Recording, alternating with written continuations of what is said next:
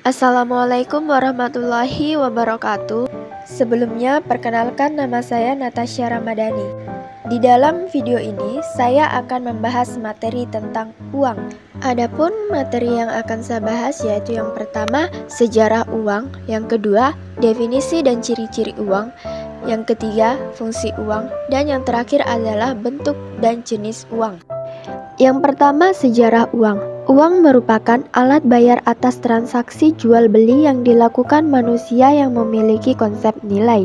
Masyarakat Yunani kuno telah mengenal konsep uang sudah sekitar 6.000 tahun yang lalu. Menurut Natsir, secara garis besar perkembangan uang dapat dibagi menjadi beberapa tahap sebagai berikut. Tahap pertama, tahap prabarter. Pada tahap ini manusia belum mengenal sistem pertukaran, sehingga jika manusia pada masa itu ingin memenuhi kebutuhannya, mereka harus berusaha sendiri.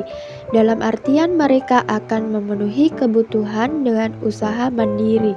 Yang kedua ada tahap barter. Pada masa ini manusia telah memahami proses pertukaran. Hal ini dilandasi oleh adanya kesadaran bahwa mereka memiliki kebutuhan yang beragam yang mereka tidak mampu secara mandiri untuk memenuhinya. Mereka pun mulai melakukan pertukaran atas bahan pangan yang sesuai dengan kebutuhan mereka di masa itu. Yang ketiga ada tahap uang. Menurut Conway, dalam Natsir sekitar 5.000 tahun yang lalu Irak modern berdiri, di mana masyarakatnya telah mengenal uang koin yang mereka namakan shekel. Shekel melambangkan jumlah tertentu yang setara dengan emas dan perak. Selanjutnya ada definisi dan ciri-ciri uang. Uang adalah alat tukar yang sah, dikeluarkan oleh pemerintah suatu negara dan memiliki beberapa ciri-ciri. Ciri-cirinya yaitu yang pertama ada jaminan. Uang harus dijamin pemerintah sehingga penggunaannya dapat dipercaya. Yang kedua, diterima secara umum. Uang harus diterima sebagai alat tukar, penimbun kekayaan, atau pembayar utang. Yang ketiga, nilainya stabil.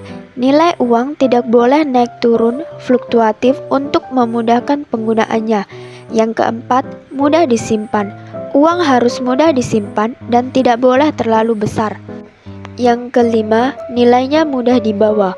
Uang harus mudah dipindahkan dari satu tangan ke tangan lain. Dan yang keenam, tidak mudah rusak. Uang harus tahan lama dan tidak mudah rusak. Selanjutnya, fungsi uang. Fungsi asli uang. Yang pertama, sebagai alat tukar. Yang kedua, sebagai satuan hitung. Dan yang ketiga, sebagai penyimpan nilai.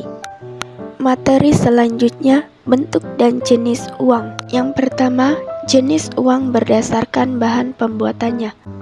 Ada uang logam dan uang kertas.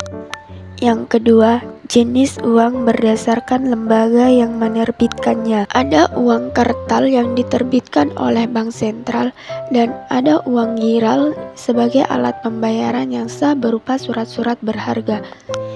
Yang ketiga, jenis uang berdasarkan kawasan penggunaannya. Uang lokal digunakan di wilayah tertentu, uang regional digunakan di wilayah yang lebih luas, dan uang internasional digunakan di berbagai negara. Yang keempat, jenis uang berdasarkan nilai. Uang dengan nilai intrinsik, berisi bahan berharga seperti emas atau perak. Uang dengan nilai nominal, berisi nilai nominal yang ditetapkan oleh pemerintah.